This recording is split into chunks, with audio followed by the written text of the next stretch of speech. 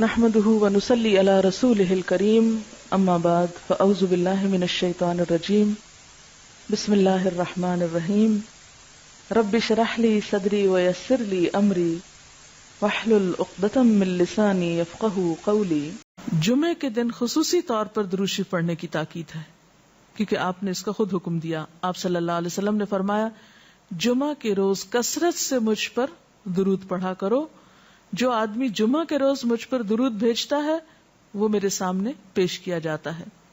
اسی طرح دعا سے پہلے، دعا کے بعد، پھر جہاں کہیں آپ کا نام لیا جا رہا ہو یا لکھا جا رہا ہو یا کسی بھی طرح آپ کا ذکر آئے، وہاں آپ کے لیے درود پڑھنا۔ اسی طرح مسجد میں داخل ہوتے وقت درود شریف پڑھنا، مسجد سے نکلتے وقت درود شریف پڑھنا، پھر نماز سے فارغ ہونے کے بعد درود شریف پڑھنا، یعنی ایک تو نماز کے اندر ہے لیکن نماز سے فراغت کے بعد، پھر اسی طرح ہر مجلس میں آپ پر درود پڑھنا ضروری ہے۔ پھر اسی طرح صبح و شام کے اوقات میں، یعنی یہ تمام مواقع ایسے مواقع ہیں جس میں آپ درود شریف پڑھ سکتے ہیں، اور موقع کوئی ہو یا نہ ہو، دن یا رات کی گھڑیوں میں سے جس گھڑی میں آپ چاہیں، جب چاہیں، چلتے پھرتے کام کاج کرتے، آپ اللہ کے رسول صلی اللہ علیہ وسلم کو یاد کر سکتے ہیں، آپ کے لیے درود اور سلام پڑھ سکتے ہیں۔ نبی صلی اللہ علیہ وسلم پر درود شریف پڑھنے کے کئی صیغے ہمارے ہاں مشہور ہیں، اس میں کچھ تو وہ ہیں جو آپ صلی اللہ علیہ وسلم سے ثابت ہیں، اور کچھ ایسے ہیں کہ جو لوگوں نے بعد میں خود بنا لیے ہیں۔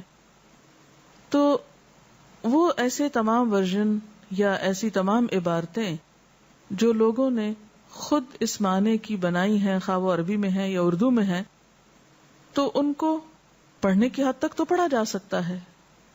یعنی اگر نثر میں کوئی ایسی عبارت موجود ہے جس میں آپ صلی اللہ علیہ وسلم کے لیے دعا کی گئی ہے یا آپ کی مدح کی گئی ہے یا آپ پر سلام بھیجا گیا ہے، خواہ وہ نثر میں ہو یا شعر میں، تو اس میں حرج تو کوئی نہیں۔ لیکن وہ چیز جو خود آپ صلی اللہ علیہ وسلم نے ہمیں سکھائی اور جو آپ کی طرف سے ہمیں ملی، اس کا مقام باقی ہر انسان کے کلام پر کہیں بلند ہے، کہیں زیادہ فائدہ مند ہے۔ تو وہ درود شریف جو مسنون ہے، وہ صیغہ جو آپ سے ثابت ہے، اس کا پڑھنا افضل ہے، وہی اصل درود ہے۔ اور باقی تو انسانوں کے خیالات یا جذبات کا اظہار ہے، خواہ وہ شعر میں ہو، خواہ وہ نثر میں ہو، خواہ وہ اردو میں ہو، خواہ پنجابی میں ہو یا کسی اور زبان میں ہو، وہ تو پھر انسانوں کے کلام ہے نا۔ تو جس طرح اللہ سبحانہ و تعالیٰ کے کلام کو باقی تمام انسانوں کے کلام پر فضیلت ہے، اسی طرح نبی صلی اللہ علیہ وسلم کے کلام کو بھی باقی انسانوں کے کلام پر فضیلت ہے۔ ایک عام شاعر کتنی بھی خوبصورت بات کرے لیکن اللہ کے رسول صلی اللہ علیہ وسلم سے آگے تو اس کی بات نہیں ہو سکتی۔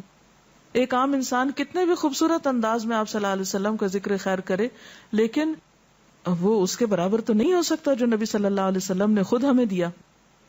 تو بہترین صیغہ وہی ہے جو ہم نماز میں پڑھتے ہیں، جسے درود ابراہیمی کہا جاتا ہے، اور اس کا پڑھنا باعث اجر و ثواب ہے اور اس میں کوئی شک ہی نہیں۔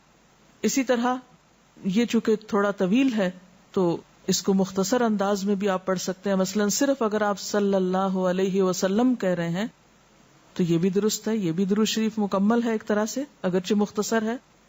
اسی طرح اللہم صلی وسلم علی نبینا محمد، یہ بھی آپ پڑھ سکتے ہیں، صلی اللہ علی النبی الکریم کہہ سکتے ہیں۔ تو مختصر ہو یا درود ابراہیمی کچھ طویل شکل میں ہو، اصل چیز تو ذکر میں مشغول ہونا ہے۔ تعداد میٹر نہیں کرتی جتنا وہ احساس اور جذبہ اور عقیدت جو کہ درود شریف پڑھتے ہوئے آپ صلی اللہ علیہ وسلم کے لیے ہماری ہو سکتی ہے۔ تو ہمارے لیے دن میں بے شمار مواقع ایسے ہوتے ہیں کہ جس میں ہم درود شریف پڑھ سکتے ہیں۔ سب سے پہلا موقع تو خود نماز کا موقع ہے، اس وقت تک نماز مکمل نہیں ہوتی جب تک ہم اس میں درود شریف نہیں پڑھتے۔ پھر اسی طرح عام نمازوں کے علاوہ نماز جنازہ میں بھی درود شریف پڑھا جاتا ہے۔ پھر اذان کے بعد درود شریف پڑھا جاتا ہے۔ آپ صلی اللہ علیہ وسلم نے فرمایا، جب مؤذن کی آواز سنو یعنی اذان سنو تو وہی کہو جو مؤذن کہتا ہے، یعنی اذان کا جواب دو، پھر مجھ پر درود پڑھو۔ یعنی اذان کا جواب دینے کے بعد جب اذان ختم ہو جائے تو کیا کرنا چاہیے؟ نبی صلی اللہ علیہ وسلم پر درود بھیجنا چاہیے، کیونکہ مجھ پر درود پڑھنے والے پر اللہ تعالیٰ 10 رحمتیں نازل فرماتا ہے. اس کے بعد میرے لیے اللہ سے وسیلہ مانگو، جو جنت میں ایک مقام ہے جو جنتیوں میں سے صرف کسی ایک ہی کو ملے گا، اور مجھے امید ہے کہ وہ جنتی میں ہی ہوں گا، یعنی آپ صلی اللہ علیہ وسلم ہی کے لیے وہ مقام ہے. اور آپ نے یہ بھی فرمایا کہ من سألی اللہ الوسیلہ، جس نے اللہ سے میرے لیے وسیلہ کی دعا کی، یعنی درود شریف کے علاوہ آت محمد الوسیلۃ دعا ہم پڑھتے ہیں، یہ دعا بھی پڑھی جانی چاہیے. تو جس نے یہ دعا پڑھی اس کے لیے میری شفاعت واجب ہو جائے گی، یعنی قیامت کے دن پھر میں اس کے لیے شفاعت کروں گا. پھر یہ کہ درود شریف نہ صرف یہ کہ دنیا میں انسان کے لیے فائدے کا باعث ہے، بلکہ آخرت میں انسان کے لیے شفاعت کا ذریعہ بھی ہے. درود شریف پڑھنے والوں کو نبی صلی اللہ علیہ وسلم کی شفاعت نصیب ہوگی. آپ نے فرمایا جس نے 10 مرتبہ صبح و شام مجھ پر درود بھیجا اسے قیامت کے دن میری شفاعت حاصل ہوگی. اب یہ کہ اگر زیادہ وقت نہ بھی ملے تو 10 دفعہ درود شریف پڑھنا آخر کیا مشکل ہے، کتنی دیر لگ جائے گی، لیکن اس کا اجر و ثواب اور اس کا فائدہ کس قدر ہے. پھر اسی طرح درود شریف دعاؤں کی قبولیت کا ذریعہ بھی بنتا ہے، یعنی اگر دعا کرنے سے پہلے درود شریف پڑھا جائے اللہ تعالیٰ کی حمد و ثنا کے بعد تو اس سے دعا کی قبولیت میں اضافہ ہوتا ہے. نبی صلی اللہ علیہ وسلم کے ساتھ حضرت عبداللہ بن مسعود اور حضرت ابوبکر اور حضرت عمر تشریف فرما تھے. تو حضرت عبداللہ بن مسعود کہتے ہیں کہ میں نماز پڑھ رہا تھا، میں بیٹھا تو پہلے اللہ تعالیٰ کی حمد و ثنا کی، پھر آپ پر درود بھیجا، پھر اپنے لیے دعا کی. تو آپ نے فرمایا اللہ سے مانگو ضرور دیے جاؤ گے، یعنی جس طریقے سے تم نے دعا کی ہے کہ پہلے اللہ تعالیٰ کی حمد و ثنا کی ہے پھر درود شریف پڑھا ہے، تو اب جو بھی تم دعا مانگو گے وہ دعا قبول ہوگی. پھر اسی طرح ہم دیکھتے ہیں کہ درود شریف نیکیوں کا دروازہ کھولتا ہے، نیکیوں میں اضافے کا ذریعہ بنتا ہے. آپ نے فرمایا جس نے مجھ پر ایک دفعہ درود بھیجا اللہ تعالیٰ اس کے نامہ اعمال میں 10 نیکیاں لکھے گا. پھر اسی طرح فرشتوں کی دعائیں آتی ہیں اس شخص کے لیے جو درود شریف پڑھتا ہے. رسول اللہ صلی اللہ علیہ وسلم نے فرمایا جب تک کوئی مسلمان مجھ پر درود بھیجتا رہتا ہے اس وقت تک فرشتے اس کے لیے دعائیں رحمت کرتے رہتے ہیں. یعنی آپ درود شریف پڑھیں تو فرشتے آپ کے لیے دعا کرنے میں لگ جاتے ہیں. اب جو چاہے کم پڑھے اور جو چاہے زیادہ پڑھے، یعنی کتنی دعائیں چاہیے اس کو. دیکھیں ہم عام طور پر کتنا کہتے ہیں دوسروں سے کہ پلیز ہمارے لیے دعا کیجیے، ہمیں دعا میں یاد رکھیے، دوسروں کی ایک طرح سے منت سماجت کر رہے ہوتے ہیں. لیکن کتنا آسان طریقہ ہے فرشتوں کی دعائیں لینے کا کہ انسان درود شریف پڑھنا شروع کر دے. اور وہ شخص جو درود نہ پڑھے وہ صرف اپنے آپ ہی کو نقصان دیتا ہے، اس لیے کہ درود شریف نہ پڑھنا انسان کے بخیل ہونے کی علامت ہے. آپ صلی اللہ علیہ وسلم نے فرمایا جس کے سامنے میرا نام لیا جائے اور پھر وہ مجھ پر درود نہ پڑھے تو وہ بخیل ہے. اس سے یہ بات بھی پتہ چلتی ہے کہ اگر ہم خود درود شریف نہیں بھی پڑھ رہے لیکن اگر کوئی اور آپ کا ذکر خیر کر رہا ہے یا کوئی اور درود شریف پڑھ رہا ہے اور اگر وہ بلند آواز میں پڑھ رہا ہے تو ہمیں بھی آپ کا نام سنتے ہی دل میں درود شریف پڑھنا ہوگا. یہ بھی آپ کے ادب میں سے ایک ہے. اور قیامت کے دن اس شخص کے لیے جو درود نہ پڑھے، درود کا نہ پڑھنا حسرتوں کا باعث ہوگا.